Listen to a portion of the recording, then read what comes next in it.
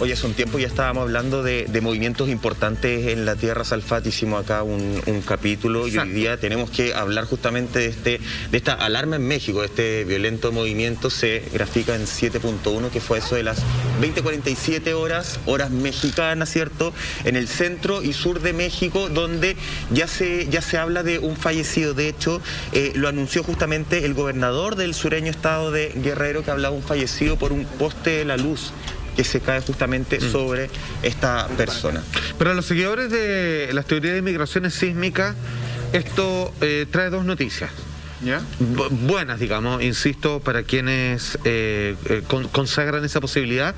La primera es que, tal cual como se había establecido, esto es lo que había ocurrir y fue lo que ocurrió en los plazos correspondientes en las entradas de la primera quincena de septiembre, y el hecho que haya sucedido en México estaría liberando un poco de la posibilidad de una de las dos posibilidades que conectan a Chile fuera de nuestro territorio. Estamos hablando de algo que tiene que ver más con el centro-norte de nuestro país. Entonces, digamos, estaríamos liberados de esa posibilidad para que se dijera más para el lado de Asia. Dicho eso, por supuesto, dado las cercanías de Acapulco, donde esto ocurre, fue levantado inmediatamente una advertencia con la posibilidad de un tsunami, que fue desatendida rápidamente también, pero... Fue a poca profundidad. Amigo, fue poco más de 12 kilómetros de profundidad. Exacto. Entendemos que siempre se ha explicado de que cuando se habla de 10, que es casi como... Nunca te dicen a 7 kilómetros de profundidad, a 5. Siempre como 10 es el límite, porque parece que ahí se vuelve un poco indeterminado, porque es demasiado cercano a la superficie.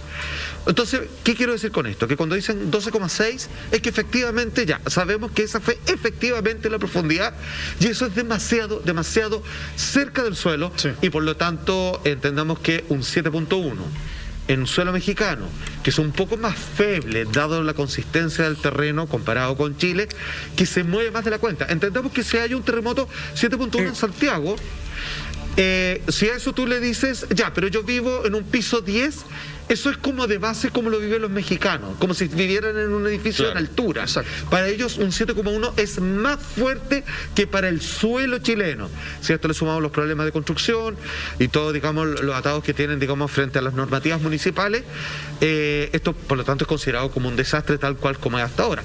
Baste ver, simplemente ya revisaremos videos cómo se lo toma la gente. Exacto. De la peor manera, porque la memoria se activa y ellos nunca han salido bien con estos sismos, siempre en estos meses de septiembre cercanos a sus fiestas patrias también. Buen punto, y justamente me quiero quedar con eso porque dos sismos se repiten el mismo día y en el mismo año. Tenemos el del 7 de septiembre del 2017, sí, eso fue un 7 de septiembre ahora 2021, y también ocurrieron dos, un 19 de septiembre del 2017 también, y el otro 19 de septiembre del 85. Exacto. Entonces es demasiada la coincidencia, es muy curioso que coincidan los meses y los días exactos. Ahora también hay un tema acá que haya sido en las cercanías de Acapulco, porque es una zona muy turística. De hecho, ya vamos a revisar imágenes en donde la gente tenía que ser rápidamente evacuada de los hoteles, de los restaurantes. Había gente que estaba, por ejemplo, viendo obras de teatro, y eso, como tú bien decías, Salfate, despierta nuevamente este miedo de lo que vivieron en años anteriores, porque tú dices, a lo mejor un 7 para nosotros en Chile es fuerte, para ellos también, por supuesto, pero uno nunca sabe si eso va a seguir escalando, si va a venir una réplica más fuerte, sumado a eso que se cortaron todas las conexiones de teléfono, se cortó la luz, por lo tanto, los sistemas de internet, a no ser que te tuvieras tu teléfono cargado para poder conectarte, entonces se genera un caos y se genera una angustia de no saber cómo esto va a seguir adelante finalmente. Creo que hay un tema que es importante. Obviamente, cuando uno ve las imágenes de las captadas por celulares de la población mexicana, entiendes que es una situación donde hay, no sé si la palabra es descontrol, pero hay desconcierto. Claro. Muchas veces pareciera que no sabían muchos qué hacer. Esa es la sensación que me queda viendo a la población de Acapulco ir saliendo hacia las calles. Y como tú te pones a pensar que en lo último... como que no hay medidas de seguridad ni señalética. Es que a eso quiero llegar, porque ¿sabes qué? Me queda la sensación que, a pesar de que en los últimos años se han topado mucho con estos fenómenos, pareciera que es como que no han llegado al nivel de emergencia para que tú digas, ¿sabes qué? Deberíamos hacer algo. Es como el tema del agua. Cuando llegamos al límite de la crisis hídrica, ahora viene, ¿sabéis que tenemos un problema con el agua? Esto es como, vamos a esperar 2 terremotos más y ahora vamos a ver qué hacemos. Y esa es la sensación que este es el video donde está en el teleférico, ¿no? Sí, el cable bus, que para ellos es un medio de transporte. No como acá, por ejemplo, el Cerro San Cristóbal, donde uno lo ocupa de paseo. Para ellos es un sistema que los traslada de un lado a otro finalmente en su día a día. El peor lugar donde te puede atrapar un terremoto, ¿no? Arriba de un teleférico que está colgando, metiendo un cable. Donde el sustento que tiene la firmeza es absolutamente... Solamente para terminar el punto, me parece que, no sé si el Estado mexicano, el gobierno mexicano, da igual, está esperando que haya una crisis mayor para tomar las medidas necesarias. Es que ya ha pasado. Claro, a lo que quiero llegar. Pareciera que no tienen señalíticas. Pareciera que tampoco saben qué hacer. Pareciera que no hay alarma de tsunami, como lo hemos visto en Arica, en nuestro país. No, sí, pero sí funcionó. Funcionó muy rápido. Ya, perfecto. Pero, perfecto. Esa parte ya. Pero no sabían hacia dónde correr. Eso me queda claro. La gente salió a la calle y no sabía hacia dónde ir. Entonces, insisto, es que ¿sabes lo que pasa? Me parece que, así como tú, mañana puedes ser una zona sísmica, o la otra puede ser que una zona donde van a caer granizos del porte de una pelota de golf todos los meses, me parece que tienes que hacerte cargo. Ya, pero es que y creo que los mexicanos no se han hecho cargo, y perdóname, los mexicanos han tenido grandes terremotos, no solamente el último año, a nivel de su historia, antes del Mundial del 86, antes de otro Mundial también. Entonces, ojo, creo que acá falta que el Estado se ponga los pantalones y diga, ¿sabéis qué? Vamos a tomarnos en serio esto. Porque, a ver, voy a decir algo súper feo, pero las autoridades siempre sacan raya para la suma. A ver cuántos muertos hubo y cuántos heridos. No fue tan grave. Y cuando no es tan grave, es como ya, pues entonces dejémoslo pasar. Claro, pero ya ha sido grave. Es que a eso quiero llegar. Pareciera que no le dan la gravedad que necesita. Pero yo creo que eso tiene que ver con varias cosas. Hablaban un poco de las réplicas, por lo menos esto fue 20 de 47 horas, hasta las 11 de la noche del día martes, es decir, el día del terremoto, ya se registraron 92 réplicas, siendo la más grande de 5.2, son importantes. Mientras vamos a seguir revisando algunos videos que ahí captó la gente, cámara de seguridad y qué sé yo. Monty también decía algo importante, este es un sector muy turístico. Cuando es un sector muy turístico, tú te encuentras efectivamente con personas que están de paso, con personas que no están acostumbradas a vivir movimientos telúricos, a vivir temblores, a vivir terremotos, como si los mexicanos ya están acostumbrados.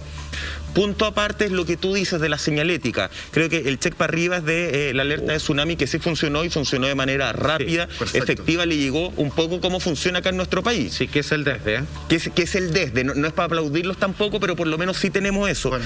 Creo que la señalética sí es un tema al debe, pero por algo, ojo, por algo no existió tanto destrozo tampoco.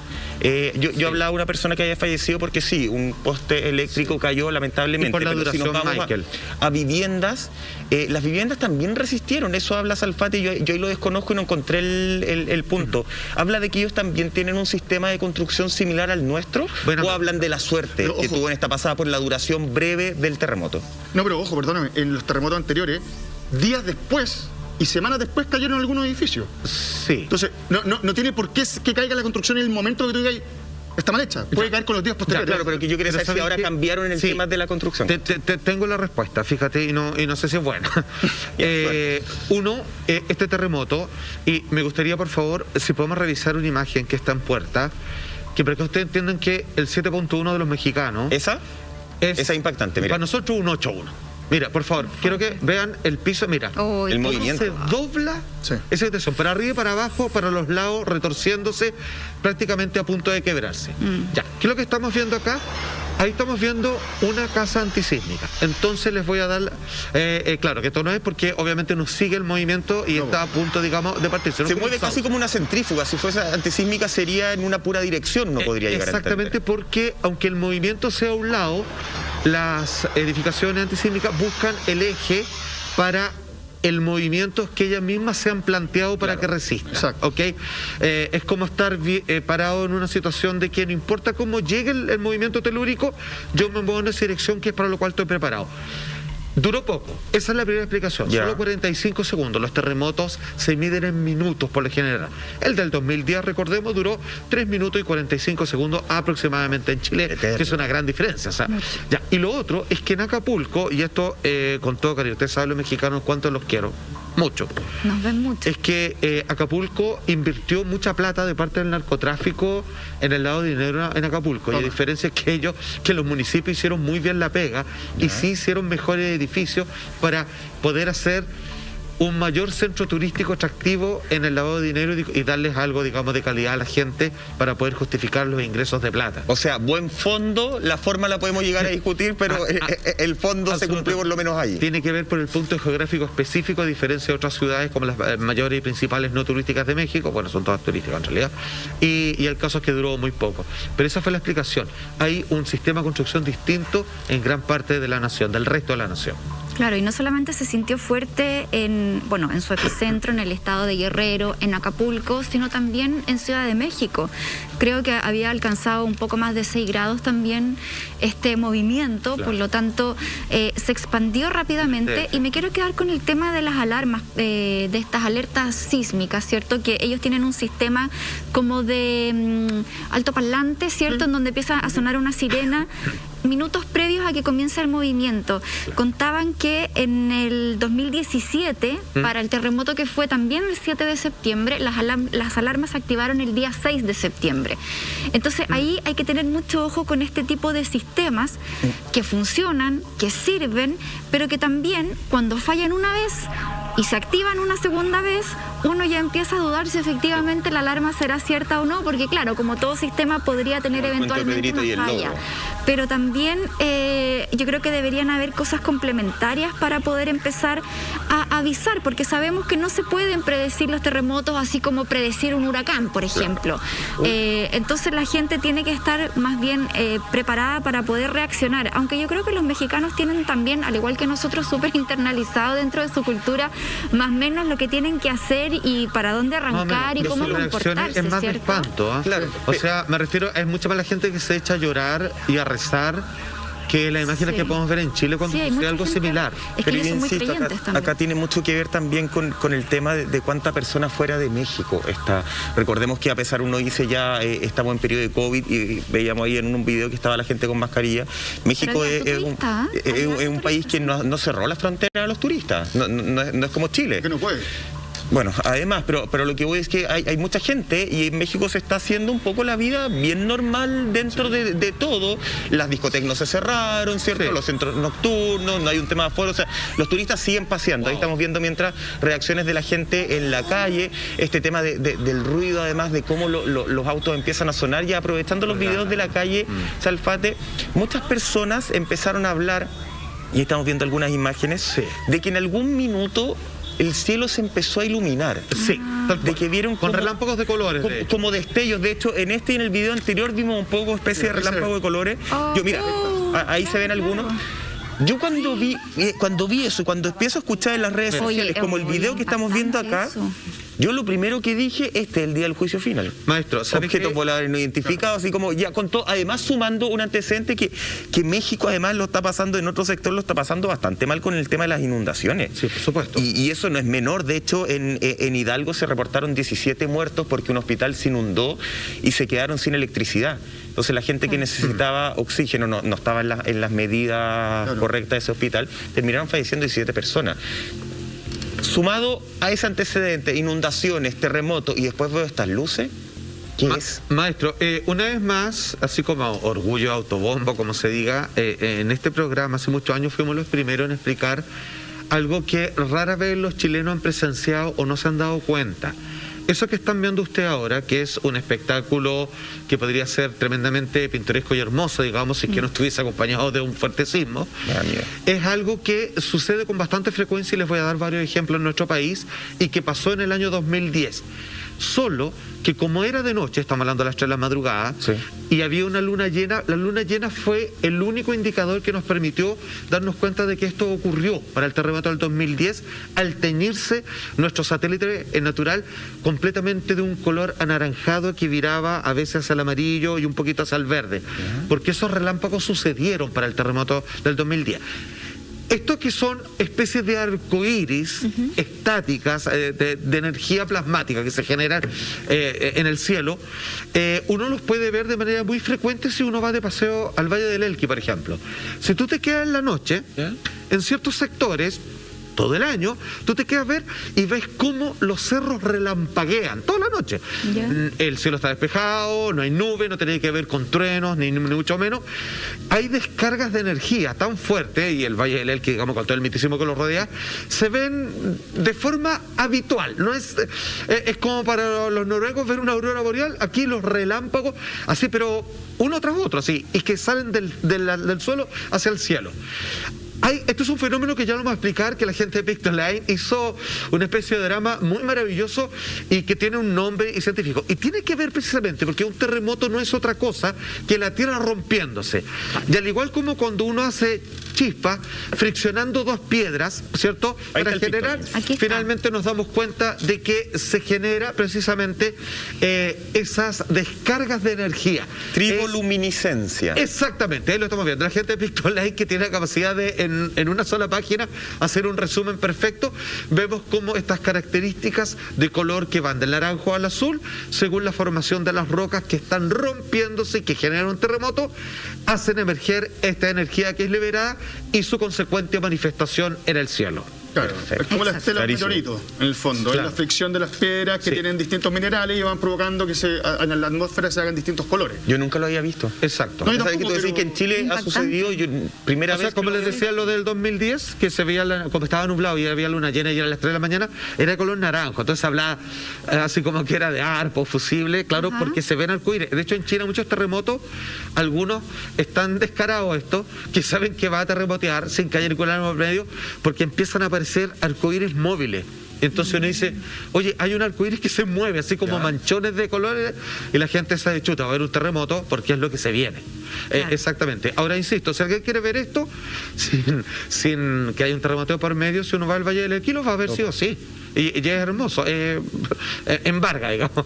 Son fenómenos naturales. No sé si podemos ver de nuevo el Pictoline como para explicar lo que dice la imagen, porque me parece interesante, es un fenómeno que no habíamos escuchado. Mira, en la primera imagen dice, rocas de la corteza terrestre como el basalto y el garbo tienen pequeñas imperfecciones en sus cristales. La segunda imagen, cuando una onda sísmica golpea, la fricción libera cargas eléctricas de estas rocas. Tercera imagen, las cargas se juntan y salen disparadas a la superficie a gran velocidad.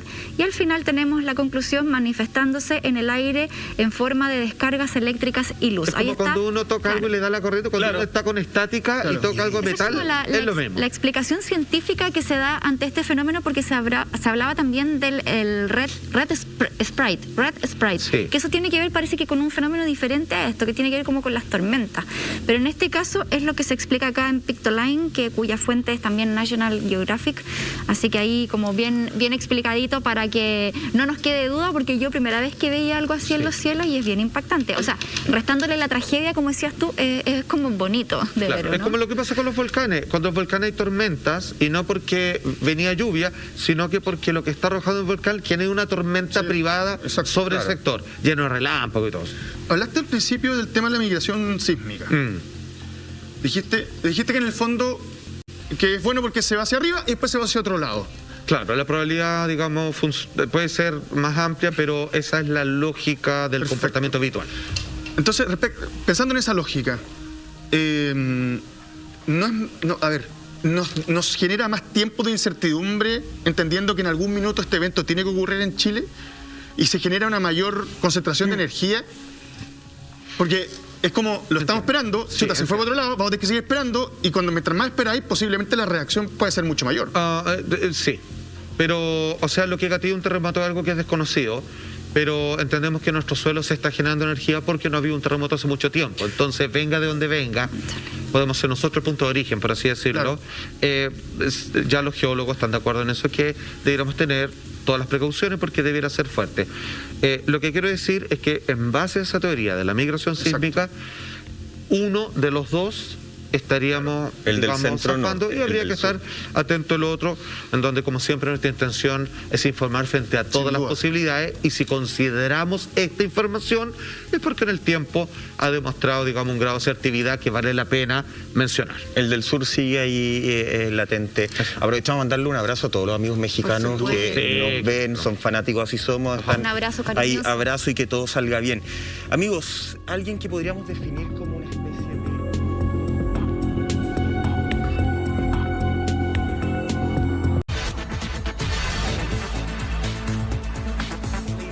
que la dejaron en el ataúd en las manos. Ah, ¿de veras? Tenían una conexión muy fuerte. Oye, cuando uno... vamos a conversar de esta imagen polémica, hay que decirlo, un tornado de solidaridad para muchos, pero también un tornado de negocios truchos para otros. Estoy hablando de la Madre Teresa de Calcuta, que entre otras frases que uno va leyendo, hay una que me parece que grafica mucho, que dice que no era tan amiga de los pobres, más bien era amiga de la pobreza. Claro. Y otros aseguran que sus misiones eran verdaderas casas de la muerte. ¿Por qué se habla todo esto de la Madre Teresa de Calcuta, Salfati? Primero hay que entender un poco su historia. A ver, entendamos que estamos hablando de esta mujer porque hace pocos días, el 5 de septiembre, se cumplieron 24 años desde la fecha de su fallecimiento, en donde aquí hubo un proceso acelerado, desesperado, que a algunos feligreses, digamos, se han visto molestos por estas cosas en más de alguna ocasión, cuando se apuran en canonizar y volver santo a personas que ya venían siendo cuestionadas, digamos. Sí. Esto es como... ¿Por qué tanto apuro? Cuando en la iglesia se hablaba cuando uno se casaba apurado, digamos, cuando la mujer estaba embarazada. Esto es como antes que se sepan más cosas, y ya que junto a ella levantamos un tremendo ícono que representa las buenas bondades de la iglesia en términos de solidaridad, mejor apuremos este proceso y digamos que hizo un par de milagros que ya los vamos a ver, que tan ciertos fueron, y bastó solo un par de prodigios supuestamente para convertirla, que hoy día es un poder divino que nos mira y nos cuida a petición de cualquiera desde el mismísimo cielo. Esta mujer que nace en Albania, fíjense, a mediados de los años 50, y voy a partir diciendo esto con todas sus letras, porque aquí es importante el instinto, y no quiero caer en prejuicio, pero cuando uno miraba a la Madre Teresa de Calcuta y la compara con otros santos, digamos, de los cuales hay video y fotografía, el Padre Pío, por ejemplo, uno puede hacer una pequeña diferencia, digamos, de aquellos que inspiran más respeto y luz que otros. Insisto, esto es súper subjetivo y de la guata lo que estoy diciendo, pero en materias espirituales a veces quizás es el mejor barómetro para este tipo de situaciones. Ella decide hacer una misión en el lugar más complejo para la Iglesia Católica. ¿Por qué? Porque ahí esa fe no se profesa en su mayoría, y segundo, porque es tremenda pega, porque se va a Calcuta, en la India, que es el lugar más empobrecido del mundo. ¿Por qué decide esto? Primero, yo creo que acá hay una combinación peligrosa, por su, al principio, verdadera y legítima fe de vocación de ayudar. No es una monja de claustro que se va a dedicar al rezo y a la devoción, sino a ayudar a los pobres, pero se va justo a un país donde la pobreza es considerado como una situación de la cual tú ni siquiera debieras intentar salir por este proceso de casta. Vale decir, a propósito del karma y la reencarnación, que es la creencia del hinduismo, finalmente si yo nací pobre por algo será, y así me tengo que quedar, y de hecho de eso se colgó para generar la clientela más vasta que haya podido tener, digamos, esta señora, en donde los pobres nunca fueron o nunca se intentó sacarlos de su condición, sino simplemente entregarle la barata y gratuita palabra de Cristo, y sin ninguna dignidad de por medio. Es súper interesante lo que tú dices, porque claro, uno podría entender que en algún minuto tal vez existía esta vocación social legítima, pero algo pasó sin lugar a dudas en el camino, que tiene que haber sido el poder mezcla con el dinero, porque ella empezó en su institución, en sus misiones, a recibir demasiado dinero. De hecho, nunca se ha transparentado completamente bien hasta el día de hoy, hasta el día de hoy cuánto dinero, pero sí, según algunos estudios, en el fondo es un banco desde el Vaticano donde se maneja gran parte del dinero. En el fondo, el dinero iba a pasar por caja para allá. Algo tiene que haber pasado, que tiene que haber sido el dinero que la transforma no solamente en una persona que a lo mejor no quería ayudar, sino que más bien quería aprovecharse. Yo estaba leyendo algún artículo de un autor que escribió el libro Madre Teresa, Veredicto Final, que habla varias cosas que son, pero tremendas. Por ejemplo, dice que a ellos les donaban ambulancias para poder trasladar a los enfermos, ¿cierto? Desde los hogares hasta los hospitales. O sea, esas ambulancias nunca se utilizaron para trasladar a los enfermos según su investigación. ¿Saben para qué se utilizaba? Para trasladar a las monjas a sus lugares de oración. solamente para eso. Tú ahí dices, ya, no estamos hablando de una persona que no tenía los medios. Habla de que, por ejemplo, la Madre Teresa de Calcuta decía mucho que ellos recogían a pobres en la calle. Claro. Y él dice, no, eso es mentira. Cuando un pobre se acercaba a ella, a las misioneras, le decía, ustedes tienen que llamar al 102 para poder ayudarles. Va a pasar por el proceso de inscripción. Proceso de inscripción. Y el 102 nunca fue un número, por ejemplo, de las misioneras. Era un número gubernamental. Entonces tú decías, en realidad, ¿cuál era la real vocación social de ella en algún minuto? Yo antes de este programa creía mucho, pero cuando te ponía a leer, te decía, ¿cuál era la real vocación social si en el fondo parece que era una imagen más linda para el mundo que la ayuda real que le daba a los más desposeídos? Sí, pues recordemos que ella fundó la Congregación de las Misioneras de la Caridad de Calcuta en el año 50 y desde ahí comenzó como con estas sucursales, como lo hablábamos antes del programa, que de hecho hasta el día de hoy se dice que existen alrededor de 4.500 seguidores, voluntarios que siguen trabajando en más de 130 países, que siguen como con este legado. Que creen en la obra. Claro, filiales de este tipo de refugio en donde ella, se supone, atendía a los más desvalidos, a los que sufrían, a los enfermos, a las personas que padecían algún tipo de enfermedad complicada o hambre o desnutrición. Pero aquí lo curioso es que uno se pregunta, con toda la ayuda que recibió, con toda la gente importante con la que se codió, ¿por qué no construyó hospitales? Siempre se mantuvo como en esta especie de albergue, refugio, como le quieran llamar, hospicios, centros comunitarios, pero finalmente nunca hubo una intención de sanar a esa persona, de recuperarla y de reinsertarla, sino más bien acompañarla para que tuviera una muerte digna. Entonces aquí uno automáticamente se pregunta, aquí había una especie como de apología hacia la pobreza, hacia el sufrimiento, hacia el dolor, porque cualquier institución que funcione así en el mundo, a través de caridad y etcétera, siempre va a querer ayudar a la persona para que tenga una mejor calidad de vida y para que pueda continuar con su vida y salir de ese estado.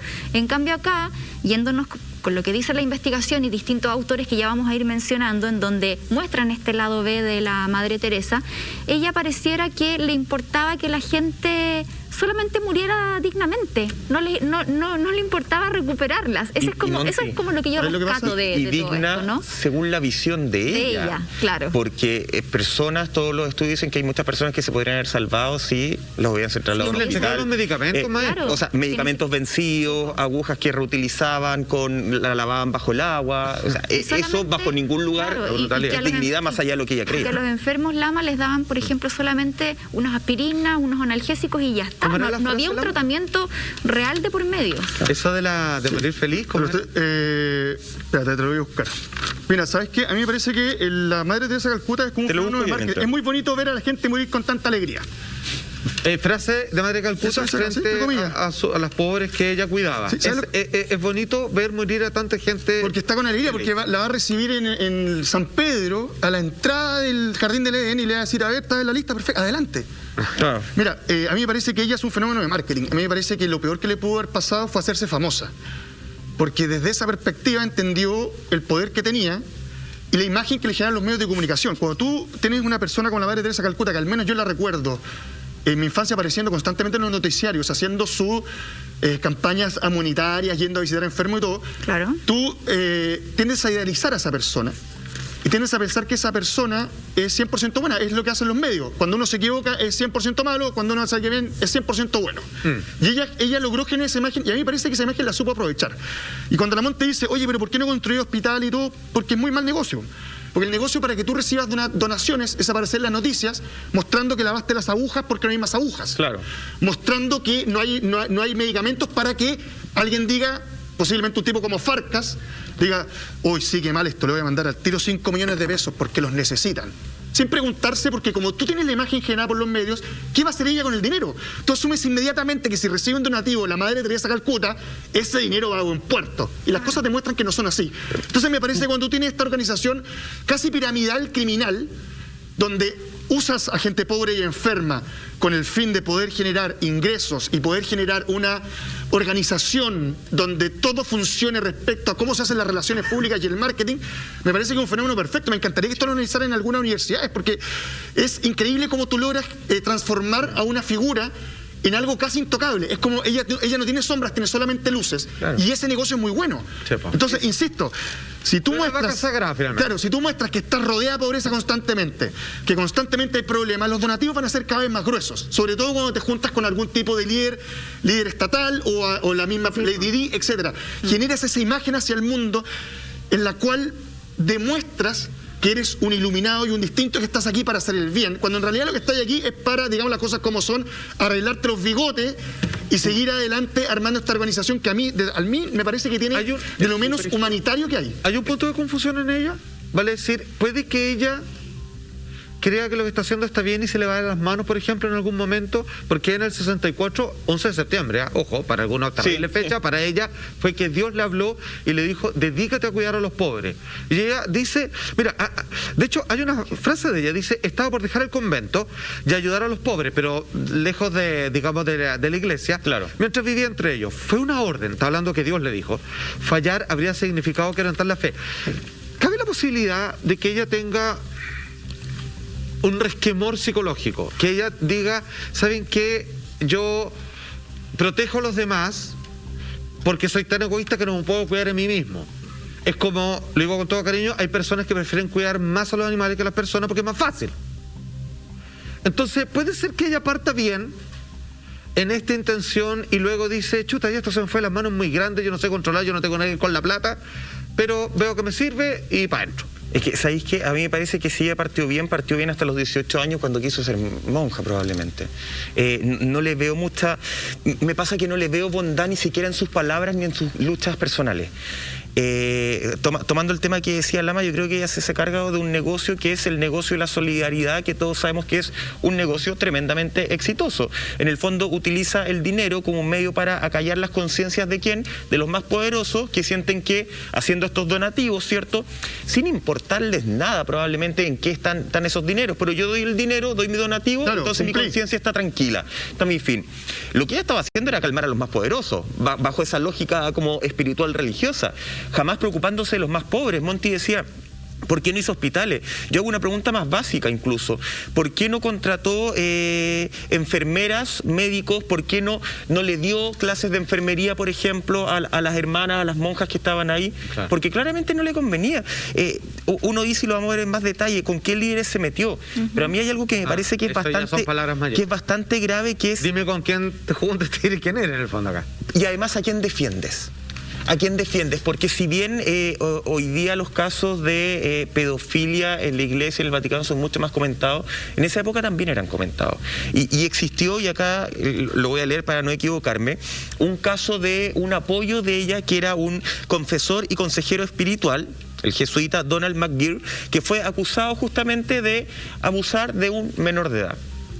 A ella le dicen, madre, ¿sabe que usted podría hacer una carta para apoyarlo, qué sé yo? A mí me parece que la lógica de una persona buena es, ¿sabéis qué?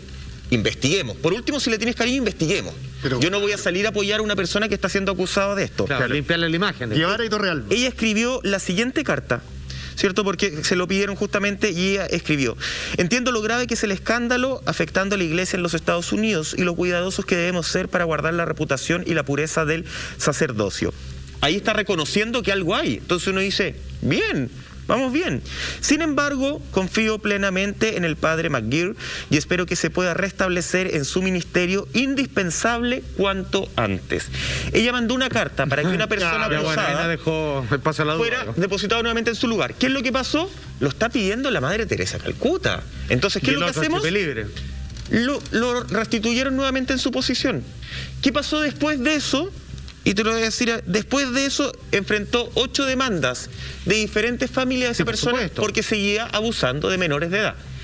Yo ahí toda la bondad y todo el beneficio se me va, más aún cuando hay distintos informes de que la bondad sin criterio es tontera. Y hay distintos informes de que hablaban de que efectivamente en estas misiones, en estos hogares, a veces le pedían a los padres, ya, yo puedo cuidar a los menores de edad, los podemos ayudar porque ustedes no tienen dinero y qué sé yo, pero tienen que cederme la tuición de alguna forma. What? Pero imagínate. Eso no lo digo yo, lo dicen distintos reportajes justamente que son públicos.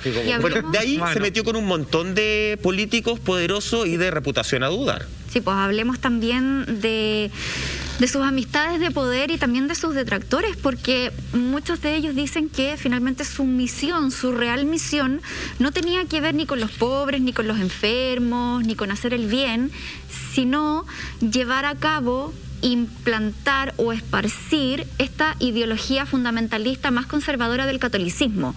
De alguna u otra manera le estaba haciendo la pega a las élites más conservadoras y al propio Vaticano. Porque convengamos en algo, cuando tú tienes, a través de la religión católica, por ejemplo, o a través de cualquier doctrina que te haga seguir normas, tú tienes un cierto control sobre esa población. Claro. Es gente que va a seguir ciertas doctrinas, ciertos manuales, que no se va a hacer mayores cuestionamientos, porque a vista de cualquier persona que siga ese lineamiento, lo que hace Madre Teresa está bien, está correcto, porque está haciendo una obra de bondad, está ayudando al que más lo necesita.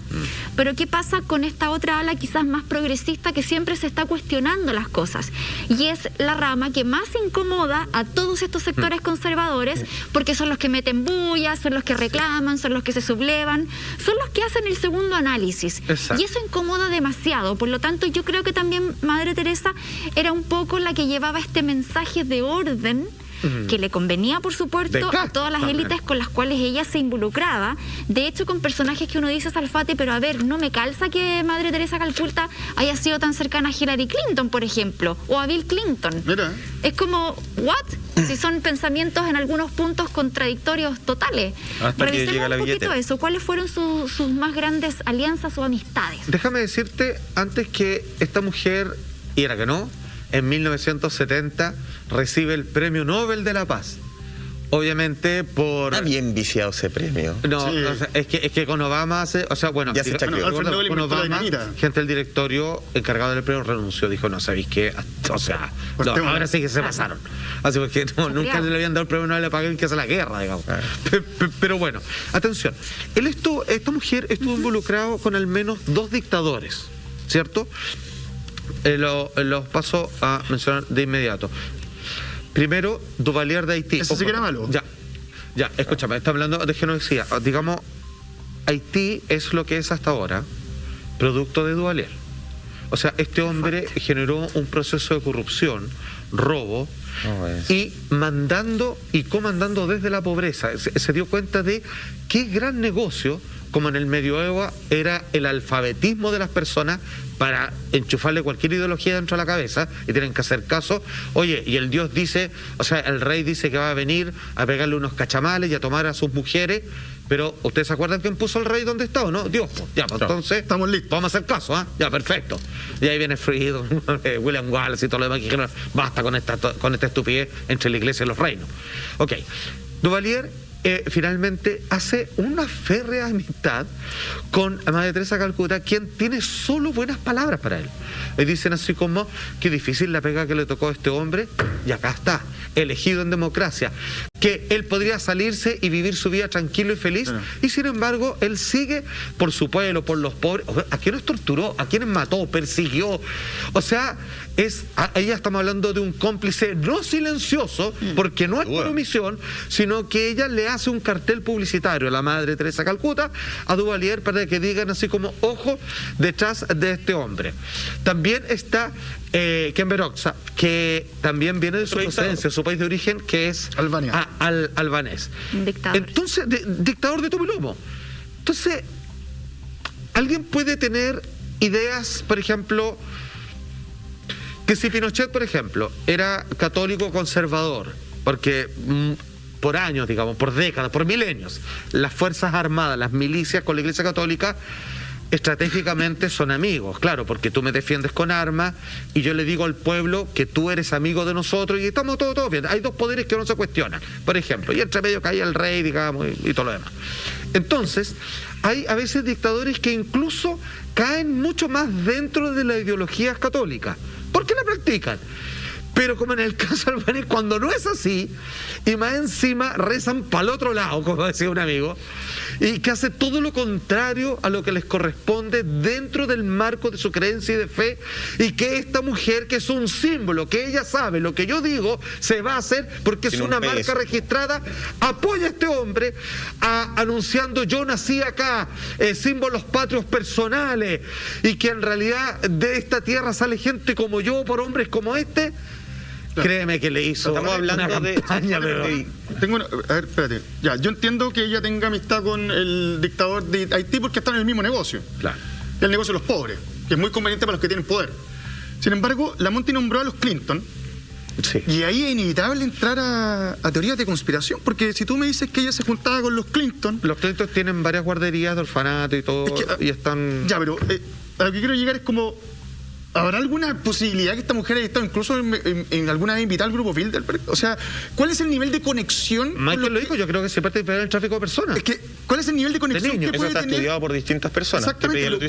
O sea, a ver, si tú sacáis los Clinton y te empezás a pensar en los Rockefeller y empezás a pensar en todas estas familias que son las que en el fondo hacen este como estado profundo, ella era parte de eso.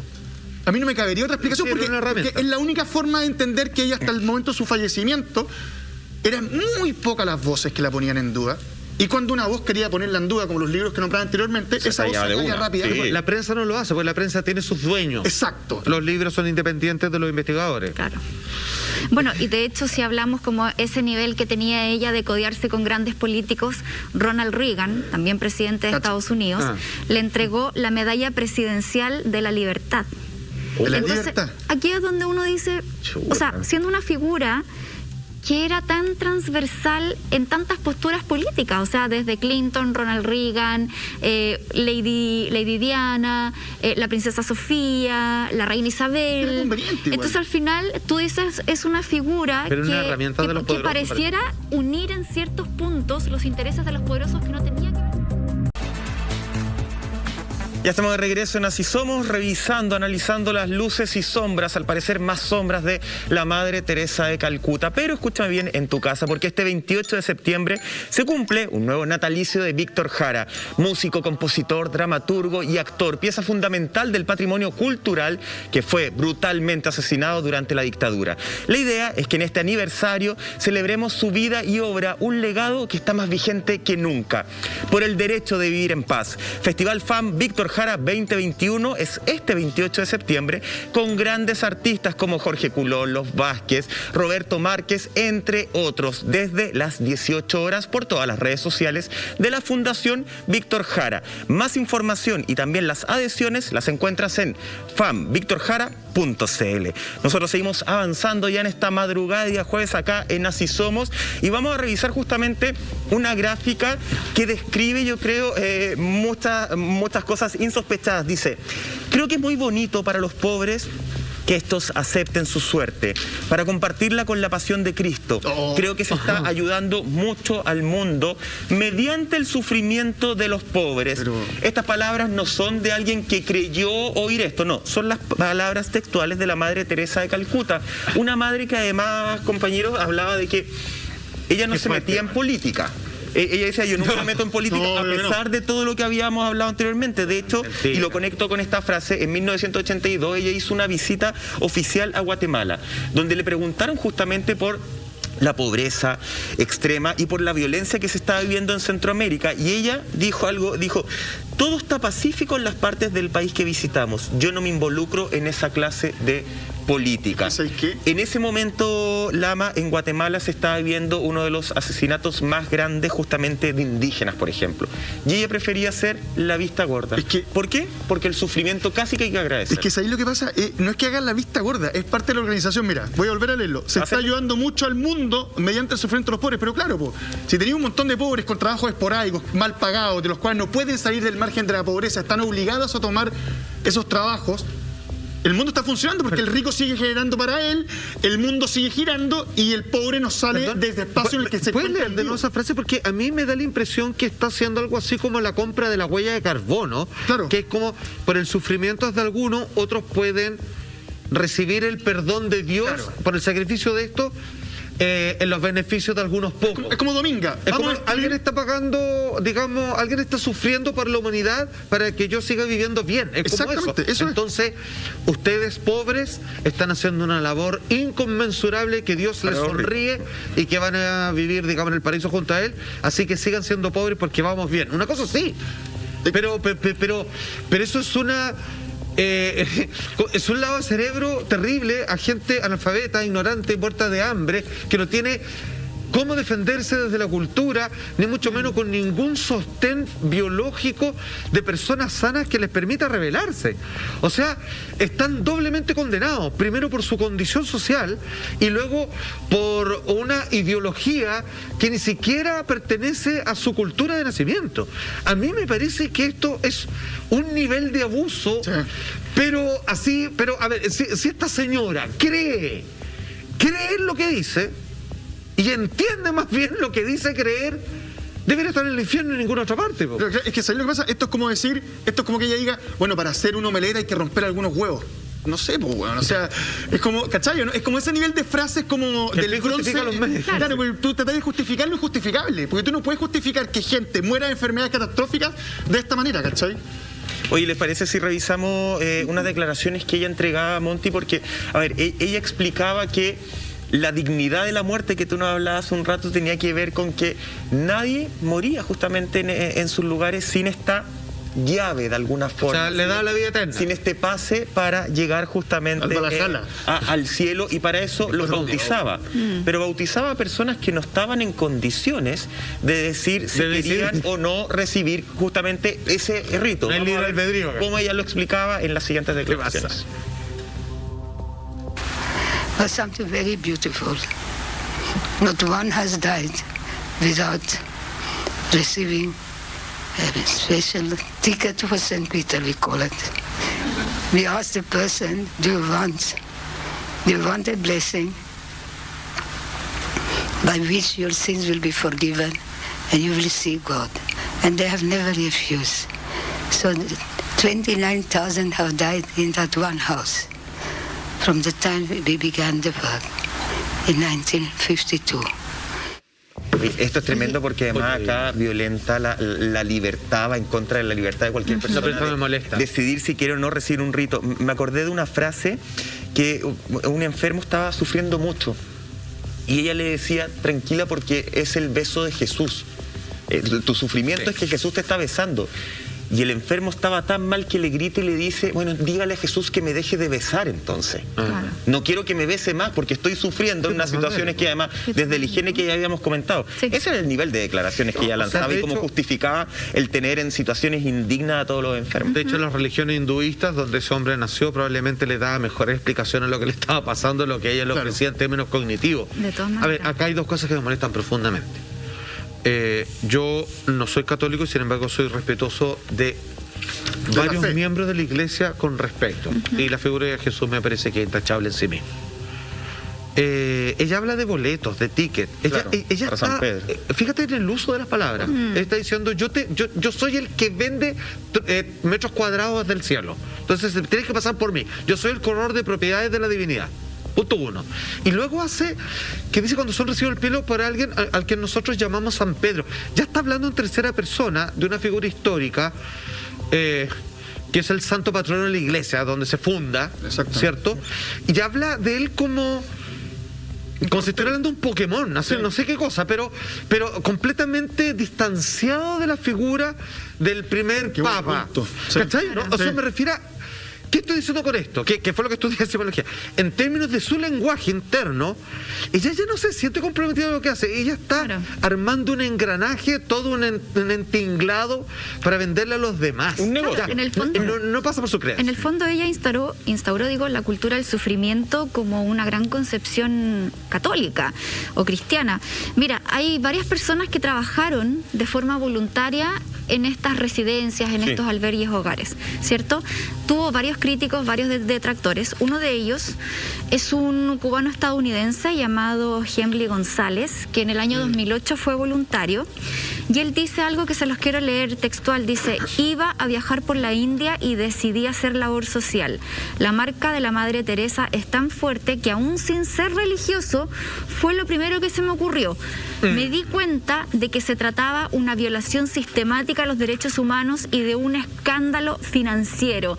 Él también, dentro de las cosas que vio en estos lugares, cuenta que efectivamente, como le mencionaba Mike anteriormente, se lavaban las agujas para ser reutilizadas con otros enfermos y también les daban medicinas vencidas. La verdad es que él dice: yo estuve en la cremación de al menos 12 personas, muchas de las cuales creo que se pudieron haber salvado, o sea, pudieron haber sobrevivido si le hubiesen dado el medicamento correcto, si lo hubiesen llevado quizás a un hospital para una atención correcta, digamos, no en ese lugar donde estaba... solamente con voluntarios. Ahora te habla un doctor. Oye, también. Acá tenemos, claro, otro doctor, que es el doctor Arup Chatterjee, que también fue otro de los voluntarios y también muy crítico de ella. Dice: a los moribundos no se les daba ningún analgésico fuerte, incluso en los casos más extremos, y los cuidados no eran profesionales, carecían de la más básica higiene, sufrían condiciones de tortura. Él es un doctor, exacto, doctor de Calcuta, residente en Londres, que también estuvo... realizando labores, ¿cierto? Y quien también escribió un libro, el libro Mother Teresa, The Final Verdict. Y ahí señalaba el que tú decías antes, Mike, que finalmente lo que ella hacía era como ayudar a morir a las personas, básicamente. O sea, no había ninguna intención de salvarlas. Las dejaba morir. Piensa que también este mismo doctor habla de que de repente llegaban voluntarios y veían que personas enfermas en estado grave se duchaban con agua fría. Cuando las bañaban con agua fría. Y les decían: ¿sabéis que queremos ayudar? Queremos poner, no sé, un calefactor. Y la respuesta ya no solamente de la Madre Teresa, sino que la respuesta de todas las misioneras era: nosotros no hacemos esto acá. No lo hacemos porque Jesús quiere que sea así. Si nosotros tenemos un puro calefactor y no alcanza para todos, es porque Jesús quiere que algunos se laven con agua caliente y otros se tienen que bañar con agua fría y se tienen que lavar con agua fría. ¿Cuánto se parece esto a una secta? A ese nivel. Que inventan sus propias realidades y su... Mira, a ver, ¿qué son los talibanes?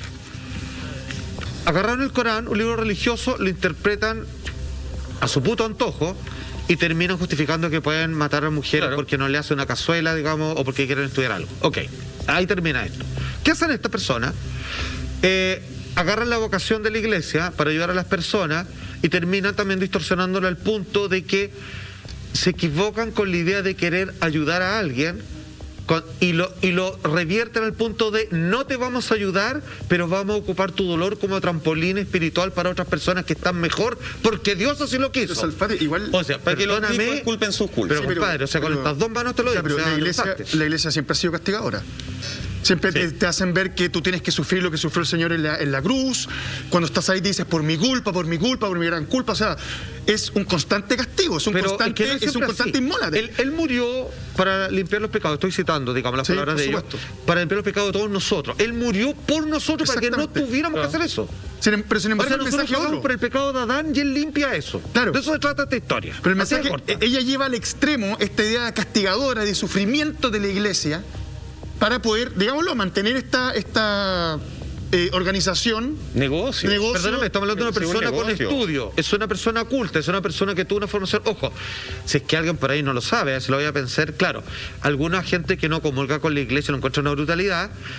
Sepan que las personas, los curas, son personas de mucho estudio académico, y hay personas que yo admiro como Athanasius Kircher y todo, que son San Agustín, por ejemplo, Tomás de Aquino, son intelectuales así de peso pesado. Y estas personas no son menores, estas personas tienen una educación superior, mejor que la nuestra, me atrevo a decir. Porque tienen una cantidad de estudios muy potente. Entonces, cuando hacen esto, es por eso que yo me enojo, perdón, lo voy a repetir una vez más con los curas que con los militares. Porque los militares hacen caso. Ellos saben lo que están haciendo y lo que está bien y lo que está mal. Entonces, me parece que cualquier pecado que pase por acá es mucho peor. Sí, ahí está con el mensaje. Están preparados supuestamente o están citados en la vida, y el llamado de Dios es para ayudar a las personas. Ahora, uno también dice, y a lo mejor mucha gente en la casa le podrá preguntar ya, ¿y qué pasaba cuando ella se enfermaba?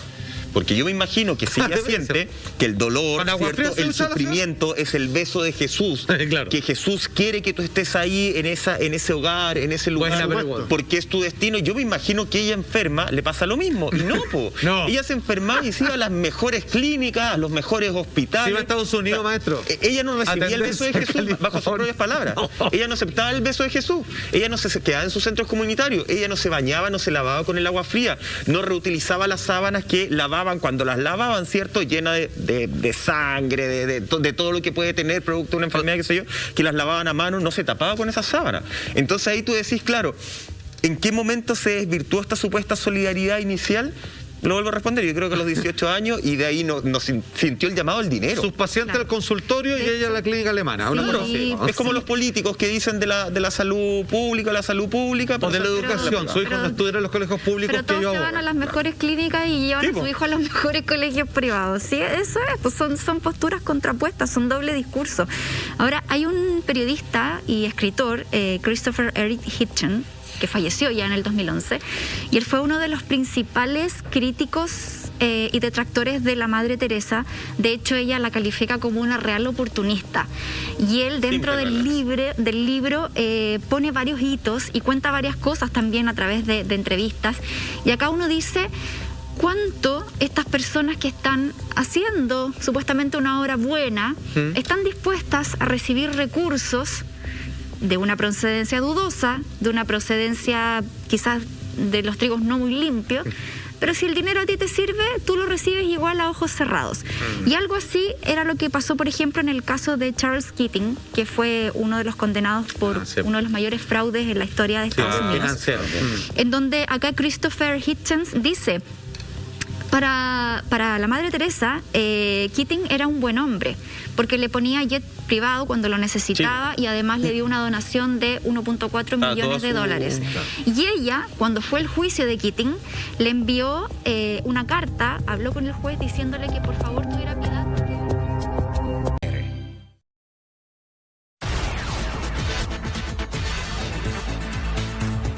Ya estamos de regreso en Así Somos, y escúchame bien, porque para parrillar este 18 sin que falte nada, aprovecha estos productos para disfrutar todos los fines de semana como si fuera fiestas patrias. Te esperamos, por supuesto, en tienda.lared.cl, donde encuentras todo para tu parrilla. Ya lo sabes, tienda.lared.cl es el lugar donde tienes que parrillar sin lugar a dudas. Nosotros seguimos en este capítulo Así Somos, y Monty, tú tenías la palabra antes de irnos al corte de estos negocios y de cómo ella intercedía para ayudar a personas que no tenían perdón por ningún lado. Claro, yo les contaba el caso de Charles Keating, que fue explicado por el escritor y periodista Christopher Hitchens, en donde él relataba que ella recibió una donación importante de más de $1 millón por parte de este tipo que finalmente fue condenado por fraude en Estados Unidos. Entonces acá vemos que ella después sale a abogar por él, se contacta con el juez diciéndole que tenga piedad por este sujeto, que en realidad no es mala persona porque él la había ayudado a ella. Entonces al final uno no puede, por una singularidad o por un acto único de una persona que haga hacia uno, decir que es buena persona porque hizo un acto generoso contigo. Hay que mirar a esa persona en su conjunto y ver si de verdad la persona es generosa y anda bien por la vida en todo aspecto, y además, no solamente con una cosa. Ese dinero nunca se fue para la ayuda de los... Exacto, además nunca llegó. La persona se iba directo se quedó con el dinero, y el dinero después a fin de año se iba directo al Banco del Vaticano. Pero idea mía, cuando arrestan a una persona que me dio plata y que es un mafioso, y yo tengo un poder mediático y voy, es porque ya me creí demasiado el cuento así de esta persona. ¿Te das cuenta que ya estaba media chalada? O sea, me refiero, es como yo voy a interferir en la justicia, donde hay abogados que investigaron, fiscales, un tribunal, y yo voy a decir, ¿saben qué? Yo voy para allá, voy a decir que fue una persona y lo sacan. Ya está en esa. Salfate, ¿tendrá que ver esto con este libro que se publicó el 2013, justamente, que lo publica un sacerdote canadiense en base a unas cartas, justamente un libro que recopiló de la Madre Teresa de Calcuta, donde esto es notable, dentro de las revelaciones más importantes, que no era la intención del libro, al parecer, ¿cierto?, se da a conocer que ella vivió lo que se llamaba la noche oscura, pero más bien de una forma constante en su vida. Ya, esto es muy importante que lo entiendan, y esto es válido para cualquier persona que emprende un camino espiritual. San Juan de la Cruz hizo más famoso este concepto, y incluso hoy día se ocupa, digamos, hasta en la farándula, así como, hoy se le viene la noche oscura a tal personaje. Ya, y esa referencia referencia a lo siguiente: una persona que está dedicada con una fe fulgurante y se dedica y en algún momento entra en un espacio en donde no ve frutos, empieza a dudar de, oye, ¿y si en una de esas Dios no existe? Y le entra un espacio donde se quebranta todo su marco teórico. ¿Ya? Y es necesario, justo, preciso, que eso ocurra. Todos los que han pasado por ahí dicen, de no ser por aquello, por este tocar fondo por última vez, yo no alcanzaría este grado de autorrealización, iluminación, ser santo y todo lo demás. ¿Cuál es el problema? Que la mujer que vemos en pantalla escribió en estas cartas que la noche oscura le duró toda la vida porque ella nunca sintió realmente la presencia de Dios en ella y eso la problemó. Ella siguió adelante. Y yo creo que más espero, lo busco de forma práctica, a través de las misiones, digamos, de ayuda. Yo creo que ella más de alguna ocasión sintió que Dios no la acompañaba y quizás en una de esas pudo comprender por qué. Porque nosotros ya sabemos por qué. Parece que la voz que escuchó fue un WhatsApp de audio. Porque, claro, un audio de WhatsApp. Claro, un audio de WhatsApp, porque si no, ¿cómo te lo explicáis? A mí me parece que están de esos personajes a tener en cuenta. Y cuando tú confundes ser un líder religioso con un líder político, tenía un problema súper grande, además de haber sido canonizada, pero sí, a nivel delivery. O sea, ese fue el tiempo de velocidad. Así como se nos viene la noche oscura de nuevo. Para que te identifiquen, son 2 milagros probados. Uno, que son un tumor que no era tal, y lo otro que ni me acuerdo, y le hicieron rapidito. 2 milagros y para adentro. O sea, yo creo que tienen más milagros San Expedito, que no es un salto de la iglesia, que la Madre Teresa. Pero necesitaban beatificarla de alguna forma rápido, antes que se supiera todo y para no perder una figura que para la Iglesia Católica era tan importante. Más allá de dirigir, lo que la gente tiene que entender, lo que queremos entregar: conocimiento, antecedentes, investigación, y ahí cada uno decide en qué es lo que creer, por supuesto. ¿No quiere creer en ella? Dele. ¿No quieres creer en ella? Dale. Sí, por supuesto. Pero tienes qué bueno saber lo que hacía.